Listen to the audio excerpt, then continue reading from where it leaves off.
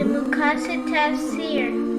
Where should I begin when I'm starting at the end, pursuing the higher aim, learning the meaning of every page? Where should I begin when I'm starting at the end? Assalamu alaikum. Sunnahfollowers presents a new class, the Muqasid of Tafsir, being taught and brought to you by Ustada lailanasheeba. Please stay tuned, streaming on all major platforms, right here on channel Sunnahfollowers.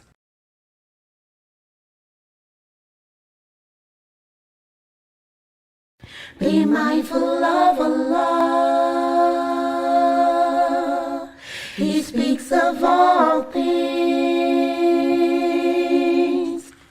He speaks of the women and children. Doesn't leave out anything. Leave out anything. The rights of women, children, and society. Assalamu alaikum. Sunnahfollowers presents a new class taught by Dr. Ibrahim Jamali, the rights of women and children in Islam, defined by Surah and Nisa, streaming on all major platforms every Saturday at 9 p.m. Eastern, right here on Sunnahfollowers. Seerah of the Prophet Muhammad, the final messenger. The seerah of the Prophet Muhammad, the final messenger. The seerah of the Prophet Muhammad, the final messenger. The seerah of the Prophet Muhammad, the final messenger. The seerah of the Prophet Muhammad, the final messenger. Most powerful and just, my Redeemer is higher. Know about them, how to apply them, ponder the meanings behind them. New class alert! Sunnahfollowers presents the names of Allah. Please join us every Saturday mornings at 10 a.m. Eastern Standard with Sister Samar, streaming on all major platforms, right here, channel Sunnahfollowers.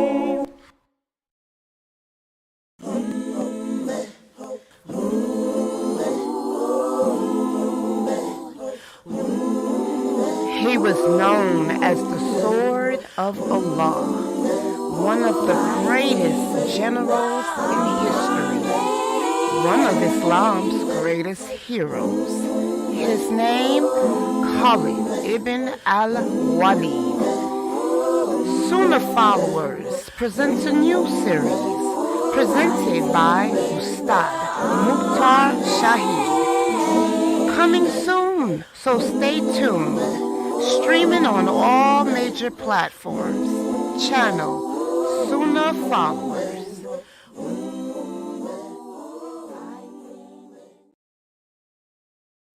Assalamu alaikum. Get to know your Lord. First part of the Right Belief series by Sheikh Karim Abu Zaid. This dynamic literary work of art's main goal is to revive an understanding the names and attributes of Allah. And understanding the name and attributes of Allah will elevate our faith, strengthen us, and keep us steadfast. This wonderful book is now available in an audiobook format and can be found free of charge on YouTube, channel Karim Abu Zaid. Get to know your Lord. You have nothing to lose.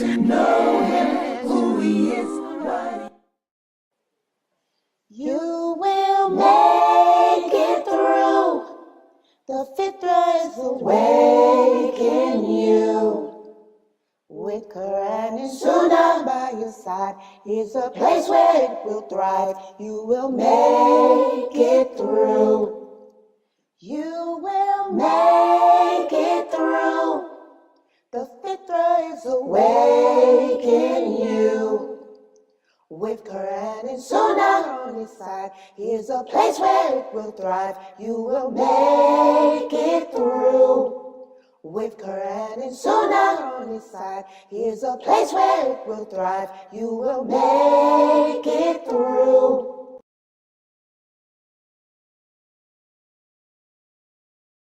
Okay, I'm sorry. Okay, hold on.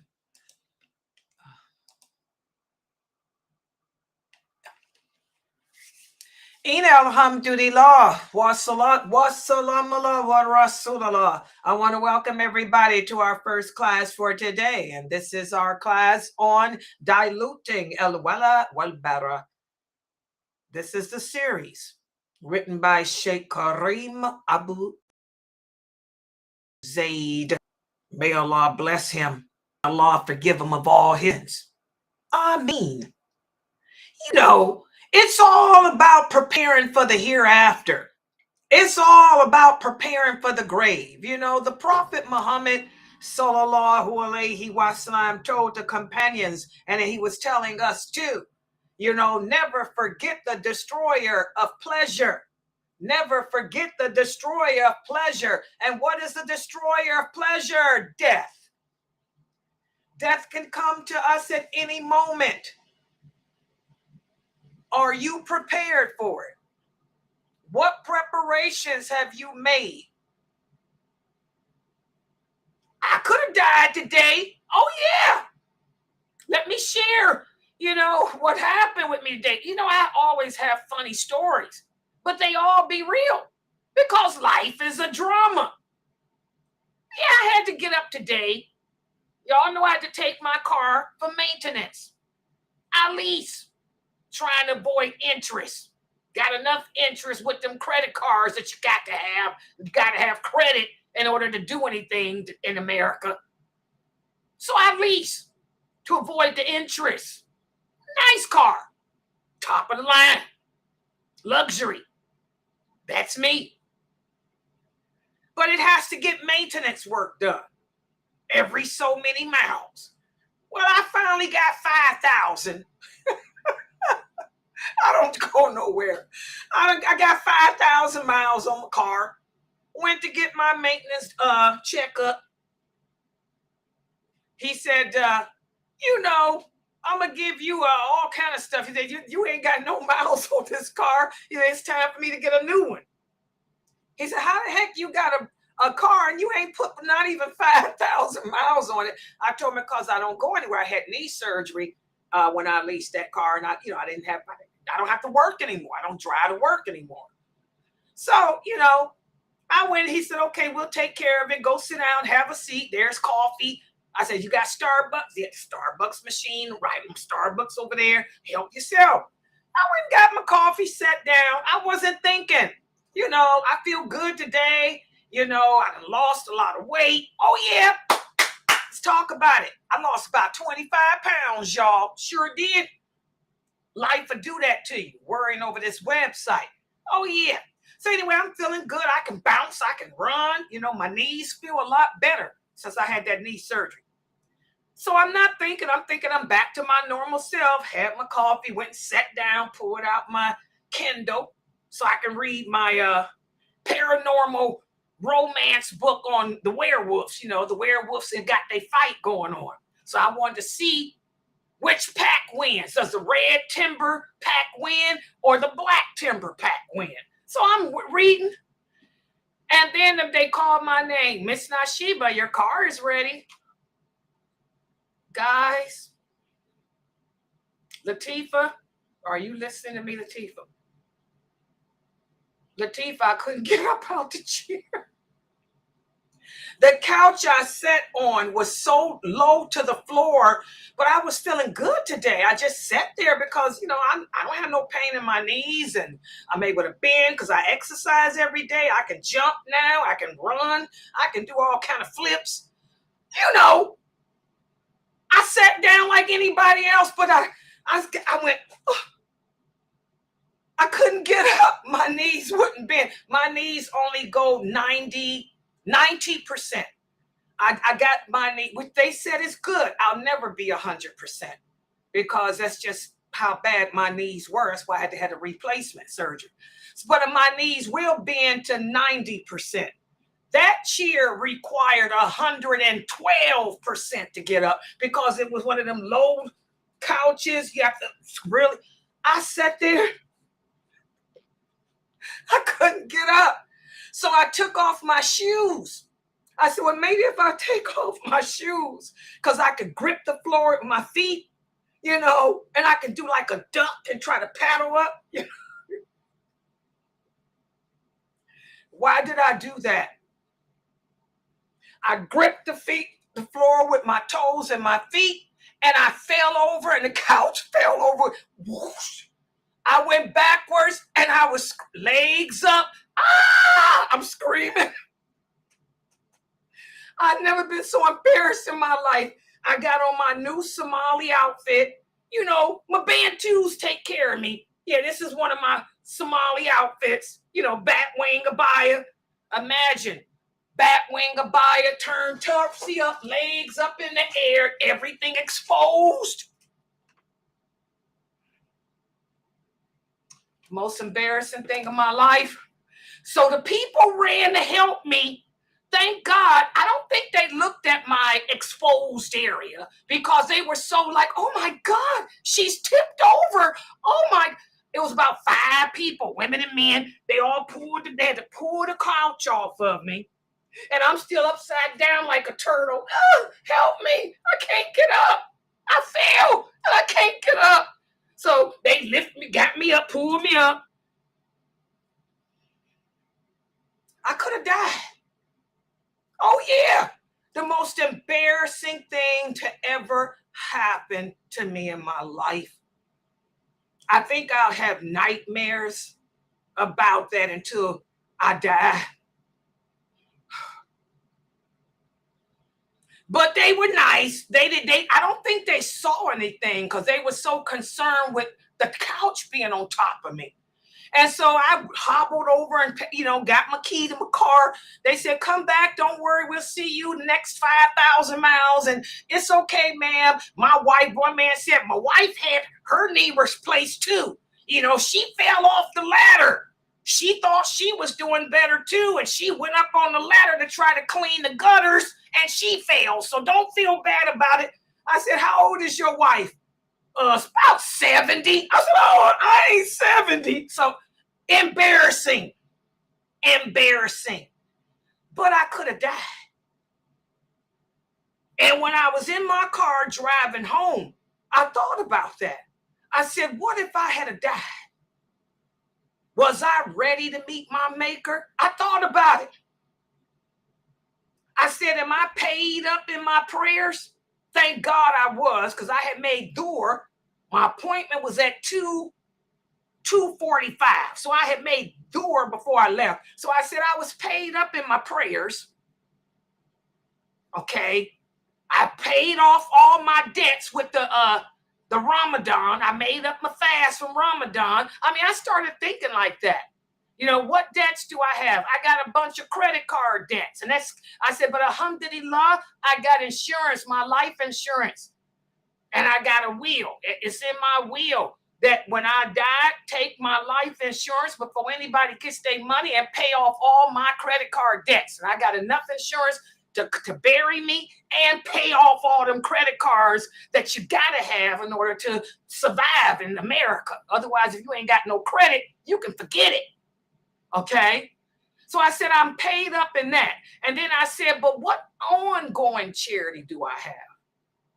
Because it's all about having charity that's going to follow you after the grave.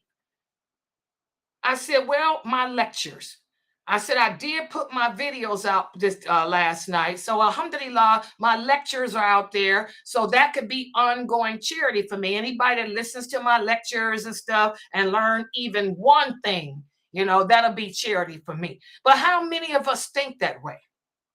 It takes a near-death experience for us to think like that.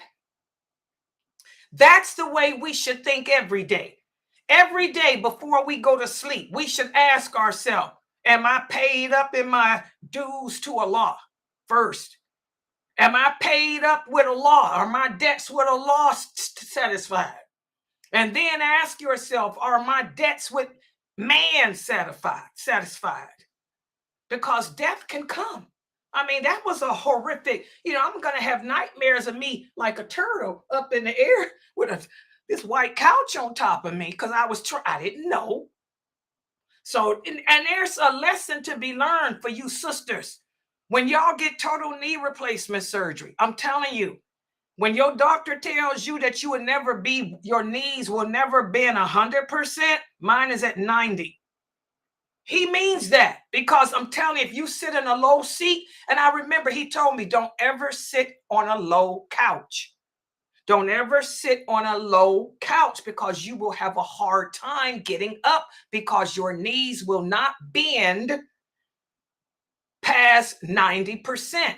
And when you sit on a low couch, it requires 110 to get up most times. I forgot that. I was just walking along thinking I was all that in a bag of chips, got my new Somali outfit on and feeling good, lost weight, Death. Like the prophet said, never forget the destroyer of pleasure. He'll creep up on you when you least expect it. Are you ready for it? Are you paid up in your dues? Think about it. And with that said, I'm going to go ahead and start my class. And by the way, this part of the book that we're covering, what Sheikh Kareem Abu Zaid is going into now. Now he's going to teach us in this chapter how to live in a non-Islamic society or environment and maintain your Islamic identity and get others to accept you, not you trying to get them to have them to accept you. You know what I'm talking about? Without conforming to them.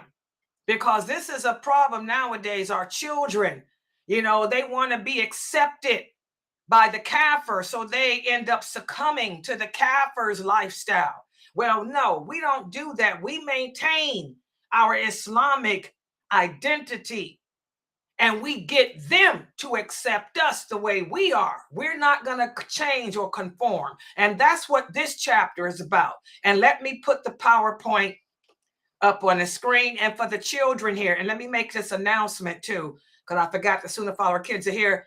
Tomorrow at 10 a.m. Eastern Standard Time, we have a new class, The Names of Allah. It's not taught by me. It's going to be taught by Sister Sama, who is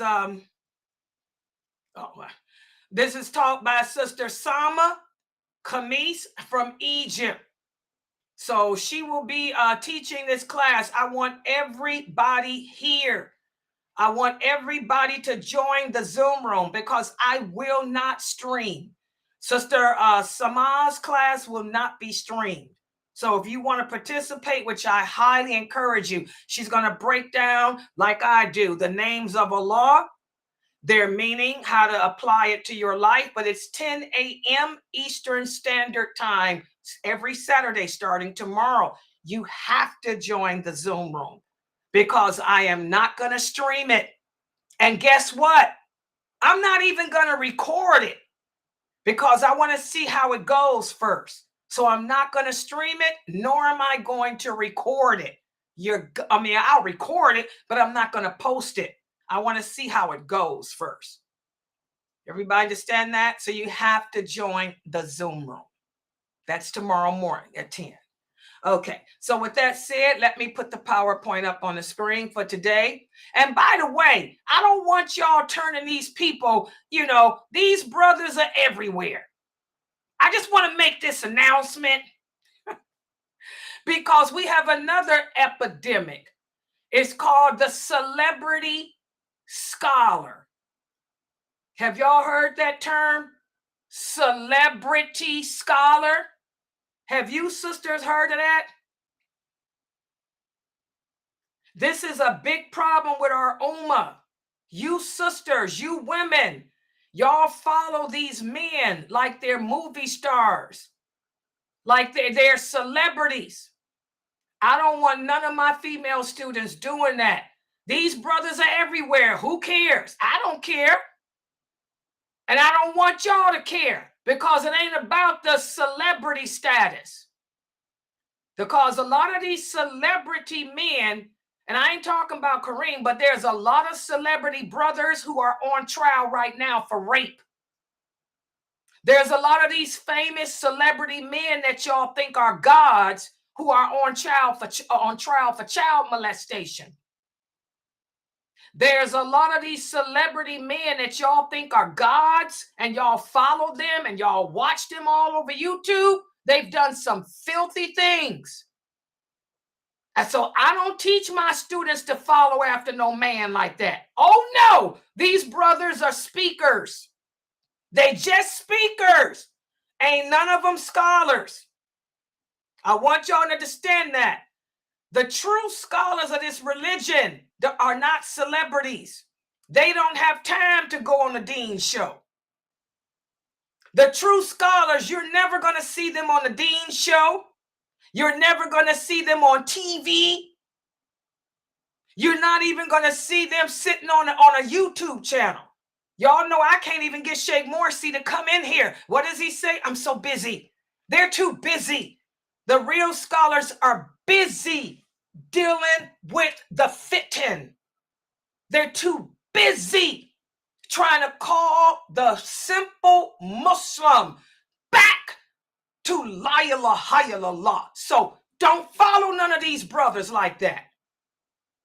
None of them, not Kareem, any of them. They're just brothers. I'm making a point to you sisters. There's a hadith. The Prophet sallallahu alaihi wasallam said a woman will follow a no good man all the way to the hellfire. Nature of a woman. If the man looks good, if the man is a good speaker, if the man writes a book, y'all think he's God himself. Y'all think he's a scholar. Y'all think he's somebody to follow. Y'all think he's somebody to throw yourself at. You throw your underwear at him. Oh yeah, women do that. Ask Jamali. He'll tell you. He's had women throw their underwear at him. Oh yeah. You sisters, I'm not teaching y'all to be that type of woman. Hello. Y'all need to be following me, lailanasheeba, not a man. Can't no man. Not even Kareem. Even Kareem Abu Zayd, may Allah bless him. He cannot teach any of you sisters how to be a woman better than Layla. Y'all got it? This is for the new sisters and the old. Can't no brother on this planet give you anything in regards to knowledge that I can't give you. So follow me. And you ain't gonna see me on no Dean show. I don't care about no Dean show. Dean show can go somewhere. Seriously, I don't care about no Dean show. There's a lot of other crap on the Dean show too. Hello?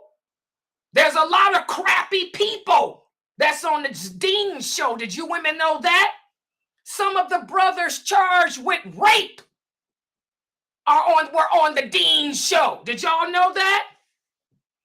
I'm just going to keep it real because we got a problem in America. Some some of these brothers that are being held on charges right now of raping women in their communities and molesting kids were on the Dean Show. So I don't care about no Dean Show. The only show that you sisters need to be paying attention to is the Sunnahfollowers show. So you can learn what a wal Bara means. Y'all understand that? And I just have to keep it real. It's my job as a dyer. I ain't biting my tongue. Y'all understand that? This is the show that you women in the world need to be concerned with.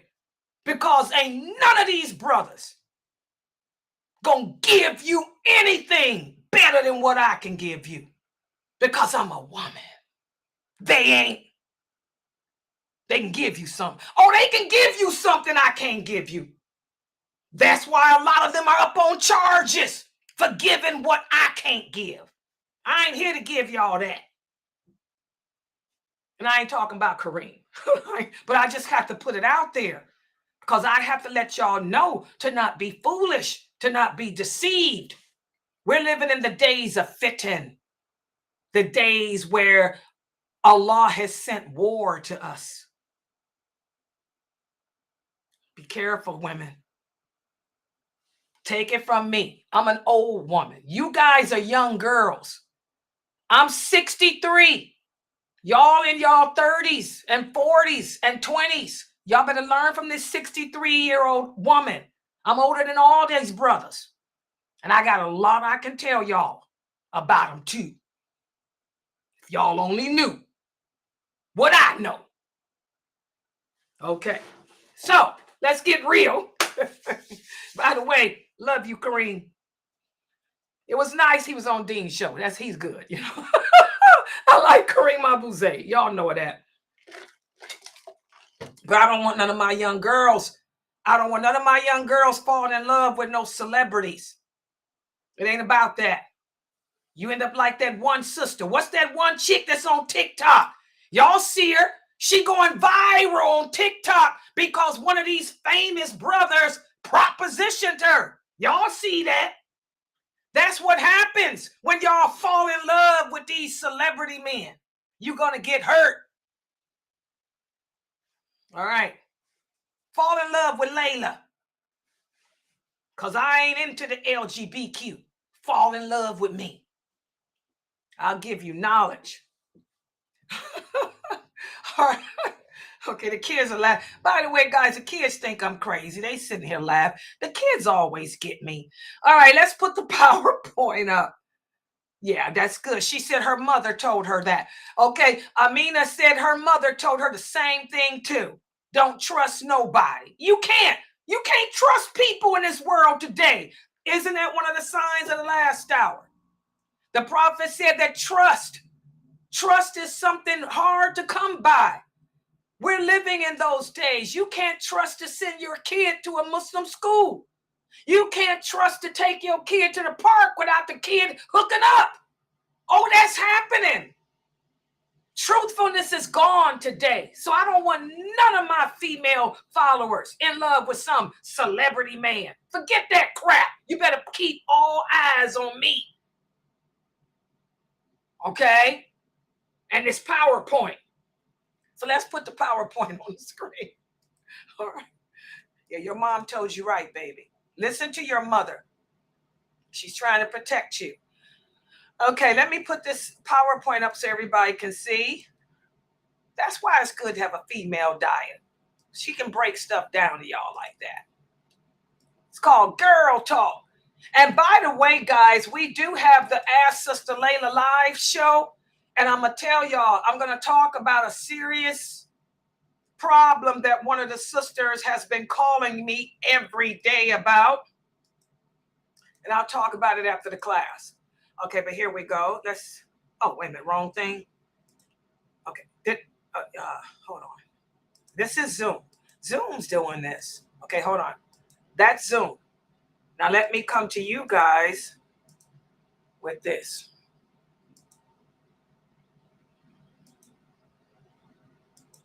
There y'all go. See that?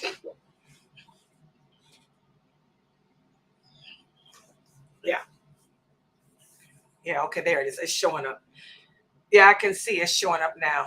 Sister Wafaz here. Mashallah. Yeah, keep your eye and let me know, Sister Wafaz, if anything happened in there. Okay. All right, I'm going to make it bigger, the screen bigger. All right, so today we're covering pages 405. We move to the next chapter of this wonderful masterpiece that Sheikh Kareem Abu Zaid has put together for you brothers and sisters to learn. We're going to speak about in this chapter how to balance your faith, how to balance your iman, living in a non-Islamic society, how to maintain your identity as a Muslim woman without compromising it, which is what a lot of people are doing today. You're compromising your Islamic identity. And let's take a look at it here. As Sheikh Kareem Abu Zaid begins, he says, in an age that's characterized by the mingling of cultures and beliefs, the mingling of different understandings, a challenge emerges for us. And that challenge is, how can I maintain the principles of Islam? How can I live Islam? How can I implement wal Bara? How can I keep my identity as a strong believing Muslim when I'm living in such a society that's filled with other beliefs that contradict what Allah says? Other cultures, other practices, other understandings that contradict our belief system. Well, that's what this chapter of Sheikh Kareem Abu Zaid's book will focus on that. He'll give suggestions on how to do that. And we start off with this verse. I want you guys to remember, I've been trying to emphasize everything that's happening in the world today. We live in some bad times. We're living in the days in which Islam is strange, Islam is distorted. Muslims are not practicing the religion correctly. We are living in the days in which we are following scholars instead of following those companions. We're taking the opinions of scholars over what the companions said. You know, but everything that's happening is happening, and Allah willed it to happen. Not only did he will it to happen, he knew it would happen. And he told us how to conduct ourselves during these days too. And if for those of you who attend my Signs of the Last Hour class, we've gone over those hadiths that illustrate how Allah has told us to behave during that time. So it was Allah's will that we Muslims would never be the majority. In fact, we discussed the hadith where the Prophet sallallahu alaihi wasallam said that we Muslims will never be the majority. Even when Jesus comes back, even though the entire world will convert to Islam, hypocrisy will appear amongst them. He said the Christians will always have the upper hand over us. Why? Because of 6 characteristics that they have which are good. So that hadith alone, and that hadith is authentic, it's Sahih Muslim. That hadith alone is the proof that this is what Allah willed. He never willed for us to be the majority. He always willed and for us to be the minority. So he told us what to do. He told us how to live on this earth as a minority. Listen to what he says in the interpretation of the meaning. Invite to the way of your Lord with wisdom and good instruction, and argue with them in a way that is best. So here from this verse, you can see that it was always Allah's will that most of us would be surrounded by people who don't believe La ilaha illallah, Muhammadur Rasulullah, even in the so-called Muslim lands. There's a lot of hypocrites. So living in a non-Muslim society, it presents a challenge for us. The challenge of being able to maintain my identity and the principles of Islam and still survive in that society. And not just survive, but thrive in it too. I have to be able, to live on this earth as a minority. And the Quran offers the clear guidance on how to do that. We got the example of the companions. The companions were the minority too. They had to migrate. Some went to Abyssinia, some went to Yemen, some went to Medina.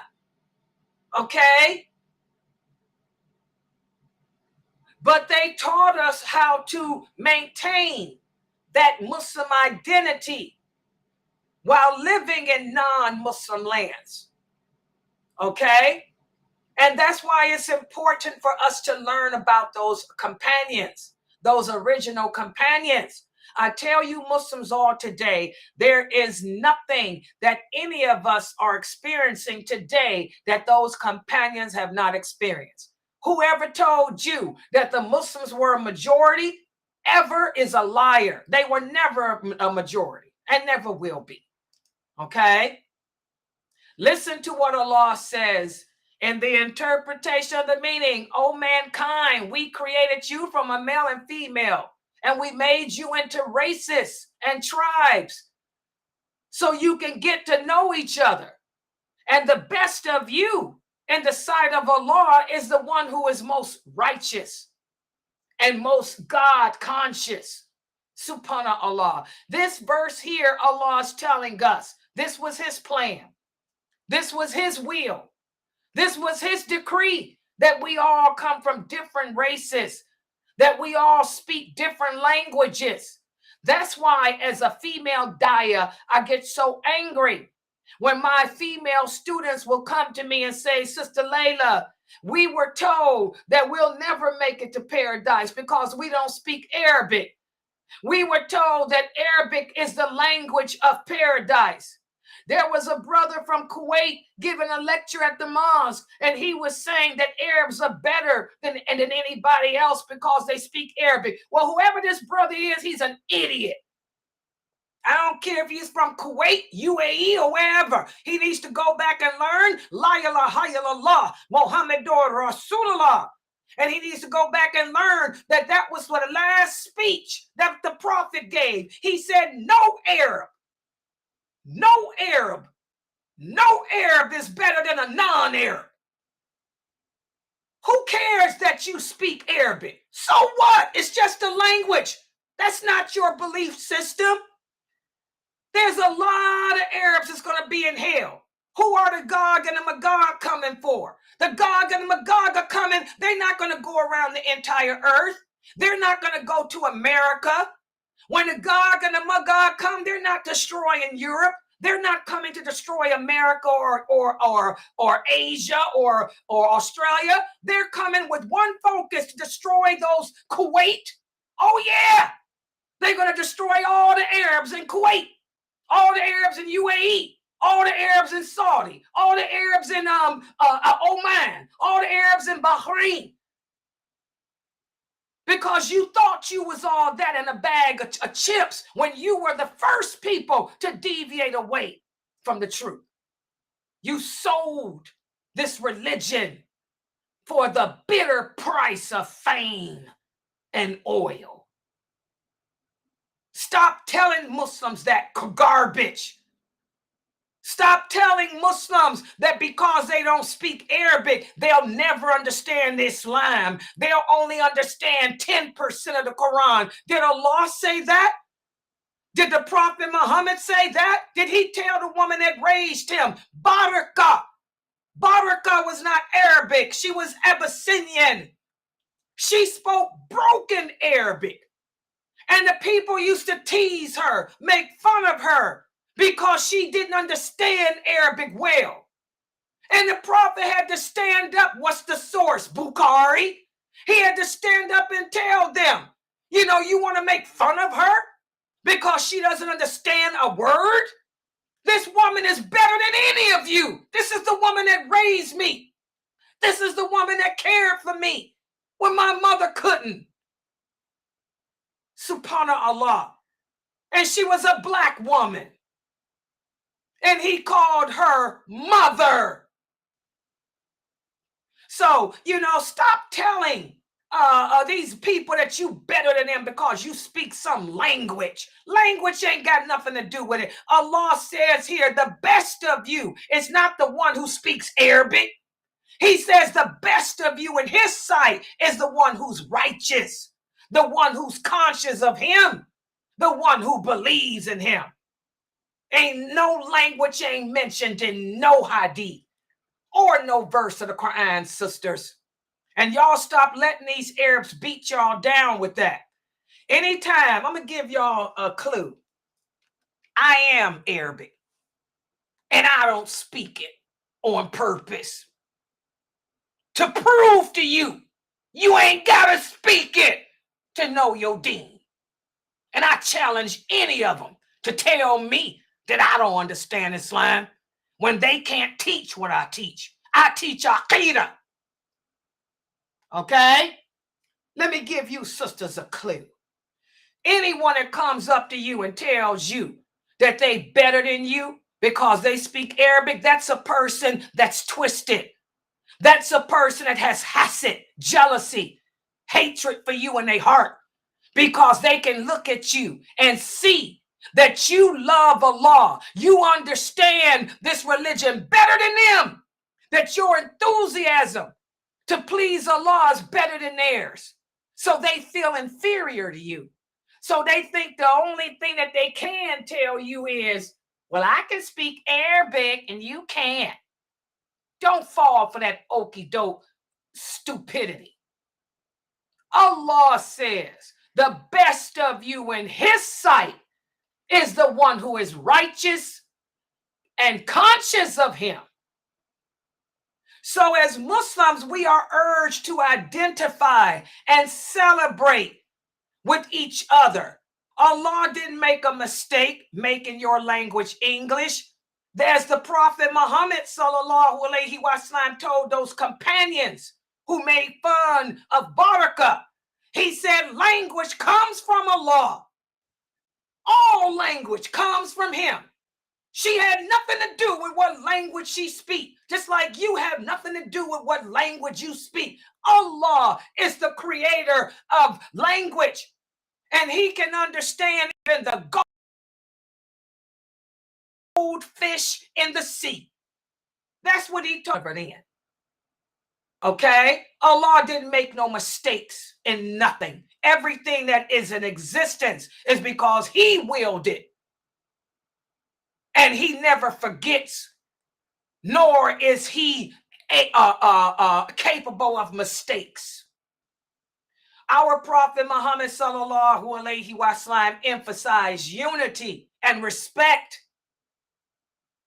He emphasized being kind to your brother and sister in Islam, being kind to your neighbors, even if the neighbors are not even Muslim. That's the pious one. Who is the best of you in Allah's sight? The one who is righteous, the one who is kind, the one who is good.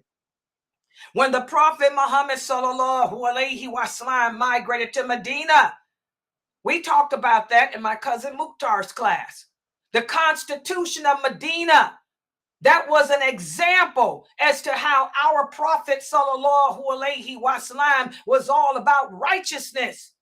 Because even though the Muslims were living with Jews and Christians, they were non-Muslims, he still put a constitution together, giving everyone rights, ensuring peace and justice for everyone, regardless of their religion, their race, their color, their social status, or any of that.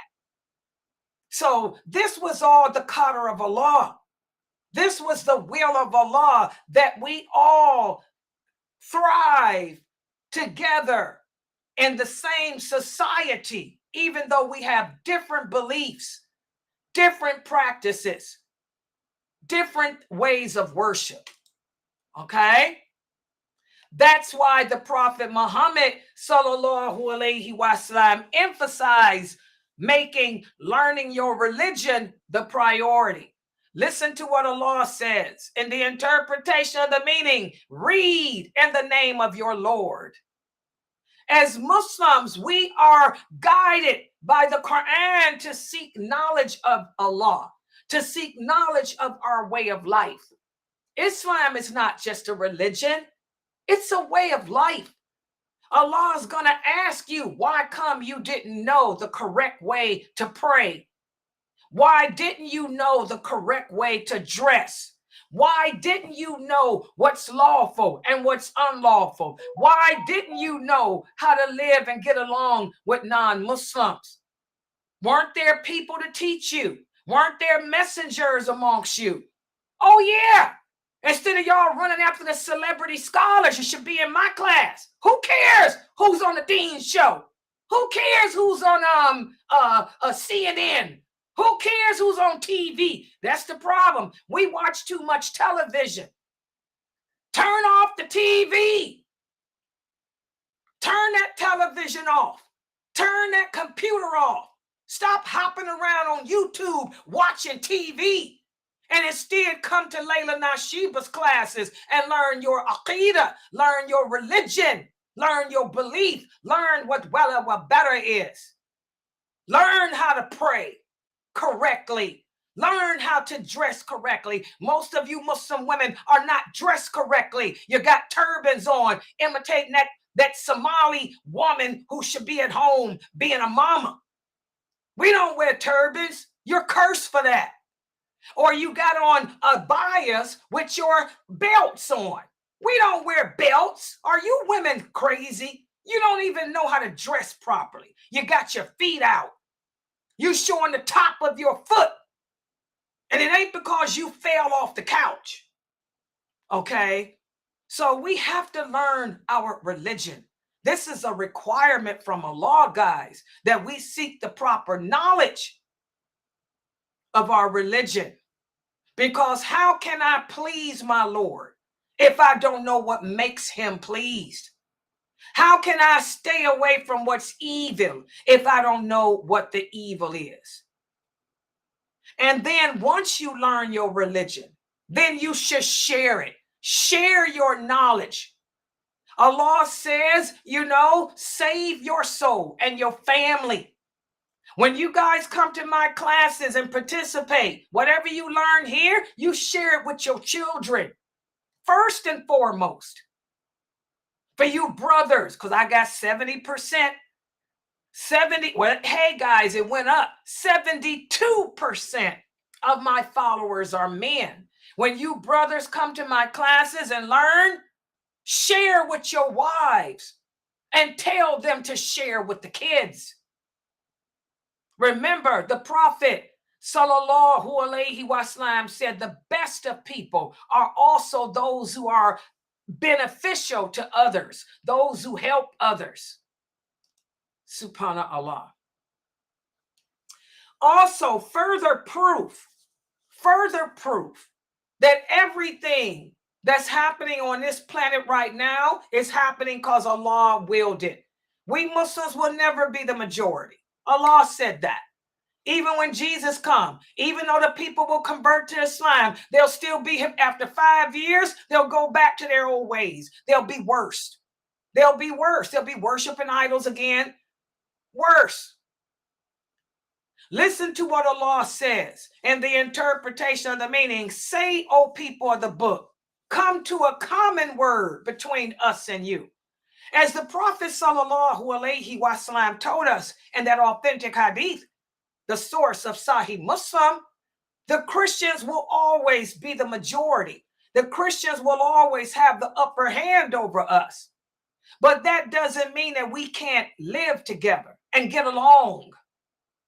Allah is telling us here in this verse, you tell the other people of the book, You tell the Christians, the non-Muslims in your society, you want to call them to Islam in a nice way, a kind way. And I'm going to tell you guys, dawah is not through the tongue. True dawah is from your actions.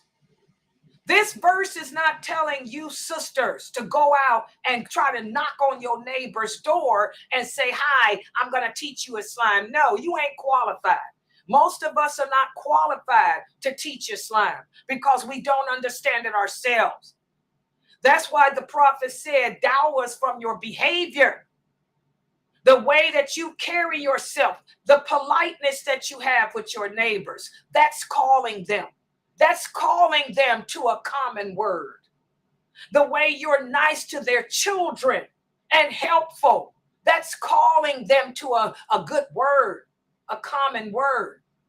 The way that your children are respectable, your children, are trustworthy, that's calling them to a common word between you. So dawah is not with the tongue. Again, especially in 2024, most Muslims living on this planet right now does not understand the basics. So I would suggest you keep your mouth shut. Show us. Like the Prophet Muhammad said, whatever is in the heart, if faith is in your heart, it's going to show through your actions. Show us. Show the people through your actions. So, adopting positive local customs without compromising your faith. This is a way that we can call the people. For example, there's a neighborhood, you have a neighborhood meeting, and the tenants all decide that we're going to do a block watch. We're going to keep our eyes open. If we see any strange people in the neighborhood or any strange behavior, we'll report it to the police. So you participate in that. That's something good. You participate in that. Oh, yes, I'm willing to keep my eyes open. So adopting positive local customs that don't compromise our identity, that doesn't compromise our faith, we can do living amongst the non-Muslims. And also, if you still struggle with how to balance your identity, seek guidance from the true people of knowledge. I ain't talking about the Dean show and watching TV. I'm talking about the true people of knowledge in your community. Talk with your local imams. Talk with the local people of authority that are Muslims in your community, and ask them how you can balance your identity living in this non-Muslim, environment. Okay? I have to do this TV thing, guys, because we spend too much time on this YouTube. I'm going to tell you, if y'all could hear, I'm going to talk about it in my Call In and Ask Sister Layla live show today. If y'all could hear the phone calls I get from these sisters about what's going on with their children, how their children are doing all kind of corrupt things because they spend all their time on YouTube watching these people, it makes me want to throw up. Another reason I lost weight. I can't eat. I don't have an appetite because I hear too much filth. And also, guys, there's other things that we can do to navigate the balance of living in a non-Muslim environment and maintaining my identity, such as this. Number one, learn the religion. Learn your religion correctly. Attend regular classes taught by bona fide, qualified people. Classes of Aqidah, belief. I don't care, all that other stuff, Arabic. I'm sorry, guys. You can take all the Arabic classes you want to. That ain't saving you from the hellfire. You got to have the correct belief system. Y'all understand that? Take Aqidah classes to learn what the true identity of a Muslim should be. And then learn how to separate that identity from the cultural things that impede it, For example, as Muslims, our children are learning from TV and YouTube and their schools that it's okay to be gay. You have to sit down with your kids and let them know this contradicts our belief system. Oh no. Can I be friends with him, Mom? I know he's gay or he has a pronoun called her, but can he be my friend? Explain why not. No, he can't. That doesn't mean that you mistreat Johnny. That doesn't mean that you beat Johnny up. That doesn't mean that you call Johnny names, but no, you cannot play with him. I don't want you dealing with Johnny because Johnny's life choice, his lifestyle contradicts ours. So you have to learn a religion and teach your kids how to separate from that which contradicts our beliefs. And also another thing that I tell these foreign Muslims, you got to learn the laws of this country. One of the things, I am a licensed paralegal. And one of the things that ticks me off is this boycotting crap. I have never, when I saw that list that people put out, Muslims put out about companies that support Israel, all these American companies, and ain't none of those companies supporting it. You want to know why? Because do y'all know that I can't just send money to Israel? Did y'all know that? This is the United States of America. Just like if I want to send money to Palestine, I can't. I have to go through the federal government to do that. I have to go through some red tape, some laws, and get approvals from this government agency, from that government. That's not how America works. When I saw CoverGirl, Starbucks, McDonald's is a franchise, you silly Muslims. Starbucks is a franchise, you silly Muslims. Nike shoes is a franchise. Y'all put all these stores on this list. If they wanted to send money to Israel, they couldn't. That's not how America works. The only one that can send money to another country is the U.S. government. Y'all better take some civic classes. I had to tell so many Muslim Arabs, take some civic classes. I was born in the USA. We learn about that stuff. Y'all learn about embargoes. We learn that stuff in the 5th grade. We learn in the 5th grade. Understand the laws of the country. You people look silly. And you wonder why the non-Muslims think that we're ignorant. They laugh at that. What did Queen Latifah say? Queen Latifah say they got CoverGirl on this list. She say, what's up with these here? Are they crazy? She said, I'm a black woman. My name should tell you something. How the heck I'm going to send some money to Israel anyway if I wanted to? You know, the hip hop artists laughed at us. They said, these people crazy. And then some people try to, they're not American Arabs. They're Arabs that came from overseas. Their country is messed up. Y'all make us look stupid. Okay. Learn the laws of the country. Okay.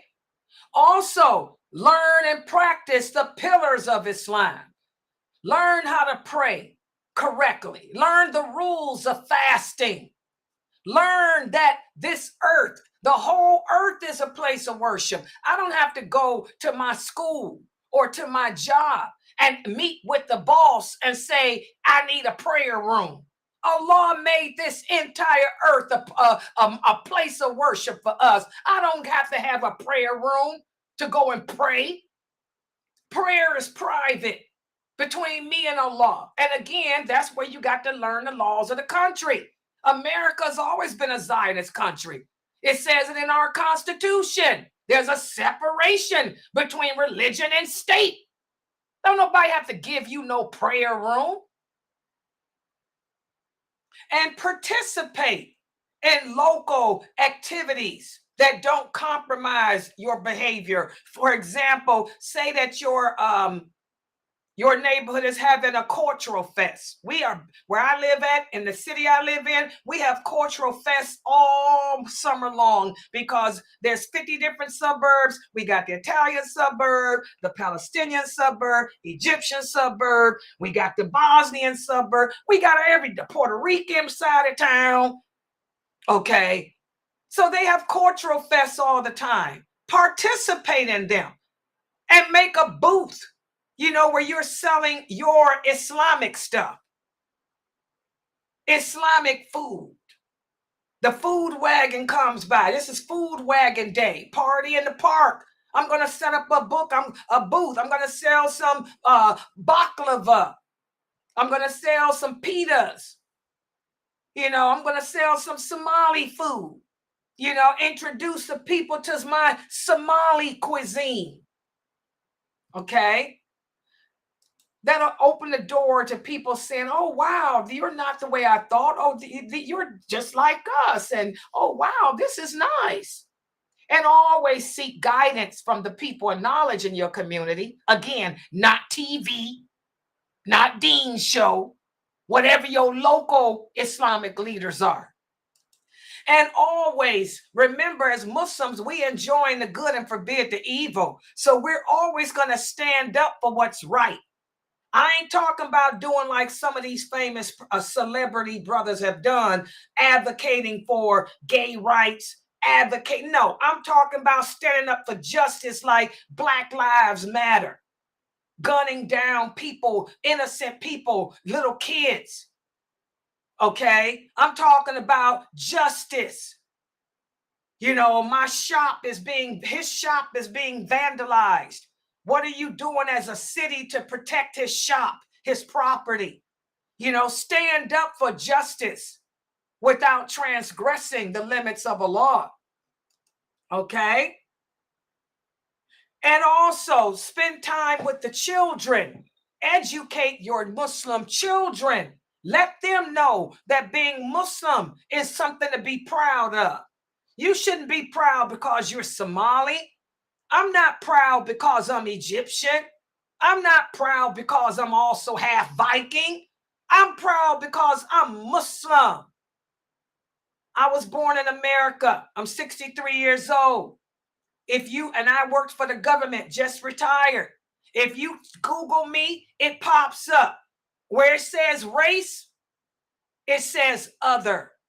I have never claimed to be Arabic, never claimed to be Black, never claimed to be white, Asian, none of that.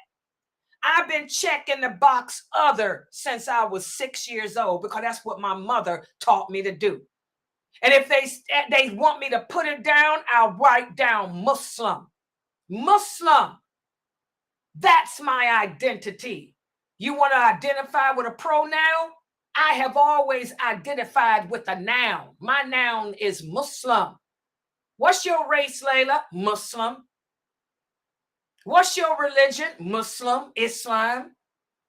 What are you? Muslim. Where you from? Muslim, Islam. Where you from, Layla? Islam. That's what I've always said all my life since I was 6 years old. And it's right, if you Google me, it'll pop up. Race, other. Look how many of you been coming to my classes since 1986. You never knew what I looked like. You was, oh, she's got to be Black because I have the African-American accent. Oh, yeah, I was raised in African-American community. Hello, Malcolm X peoples. Oh, yeah, Darul Islam. But when I turned that camera on 3 years ago, all of y'all was shocked, weren't you? Oh, my God, she's Arabic. Oh, yeah, I'm Muslim. Teach that to your children. Teach your children to identify as a Muslim and be proud of that. And also teach your children and yourselves that as Muslims, even though we don't agree with these other belief systems, we respect them. Even though we are totally against the LGBTQ community, I'm not going to go around beating people up or bullying them. So now let's see how well you guys understood what I talked about today. I'm going to give you a quiz. And guess what, guys? The quiz is just one question. Here it is. City Council has set aside a Get to Know Your Neighbor Day. And your family, being the only Muslim family, is cordially invited to participate. Would you participate? And if so, how would you participate? Let's see. Who would like to answer? And remind me to take my medicine after class, y'all. That's why my allergies are acting up.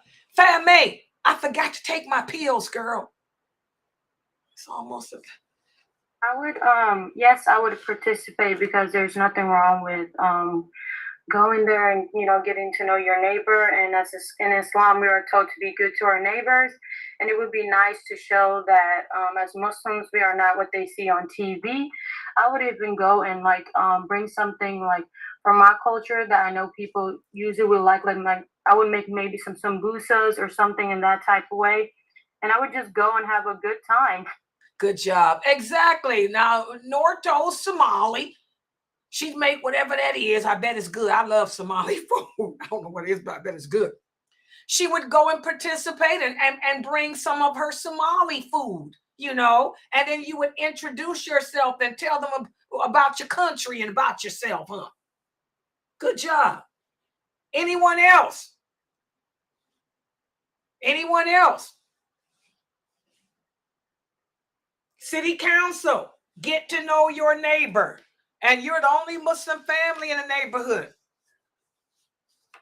And not only that, when you do participate in stuff like this, you're building bonds where later on, in case that something does happen to you or your family, the community can come together and help you. That's what I noticed when you build bonds with your neighbors. Exactly, guys. That's important. And see, Allah doesn't want us to distance ourselves. Remember, like I was saying, everything is the qadr of Allah. Everything that's happening today, the Muslims being a minority, there's nothing we can do to change that. The Prophet Muhammad said we'll always be a minority. Okay, that's just the way it is. That is Allah's decree. But that doesn't mean because I'm a minority that I stay isolated. I isolate myself and stay in a box somewhere. Allah wants us to get out and show the people what Islam is through our actions, our behavior. Allah wants us to call the people through a common word. We all care about safety. Safety is important for my family just like it is yours. I don't have a problem participating in the block watch. Is that what they call it? Block watches. I don't have a problem participating in that. And the clean up the street day where everybody comes out and pick the litter up. I don't have a problem participating because Allah is all about good and clean. Okay? I don't have a problem, doing a little short talk about Islam, my way of life. No, I don't celebrate Christmas. But we do have holidays too. And one of our holidays is Ramadan. And I would go into a nice little thing about Ramadan and what we do, why we fast. I would talk about Prophet Abraham, alayhi salam, Ismail. Oh, God. There's nothing wrong with that. Allah wants us to do that type of thing. Anybody else and any other comments?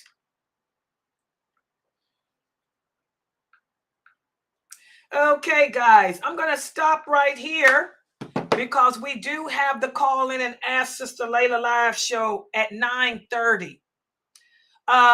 Just to let you guys know, let me share this with you. Oh my God, my hijab. I've had some crazy phone calls all week from the sisters about different things going on. And tonight's Q&A, I'm going to talk about, because one of the sisters asked me this question, and I told her I would save it for tonight's show. And she wanted to know, of course, in Islam, It's lawful for a Muslim woman to marry any Muslim man. It doesn't matter, if he's a convert or not. But this sister was asking me about the pros and cons. The pros and cons of me being born and raised Muslim. My fitra has never been extinguished. And I marry a man who's a new convert. His fitra has been awakened. She asked me, because this sister had 2 marriage offers. And both men seemed to be the same as far as qualifications, but one was born and the other was converted. How would a woman make a choice in a situation like that? The pros and cons of marrying a convert as opposed to a born. We're going to talk about that because I've been thinking about that. I never thought of it before, but we're going to talk about that tonight. In between me answering the questions you guys have, we're going to talk about that. All right. Okay, so I'm going to log out for right now. Please be back here at 9:30 Eastern Standard Time for the Call In and Ask Sister Layla live show. And we're going to talk about that, the pros and cons of a woman marrying a man who was born and raised and grew up upon Islam as opposed to a newly converted Muslim. That should be interesting. And I want you guys to join into that discussion and share your ideas and experiences too. All right, so I'm going to log out for right now, and inshallah, I'll see you guys back here in an hour. Subhanakallahumma wa bihamdika. Ashhadu an la ilaha illa anta.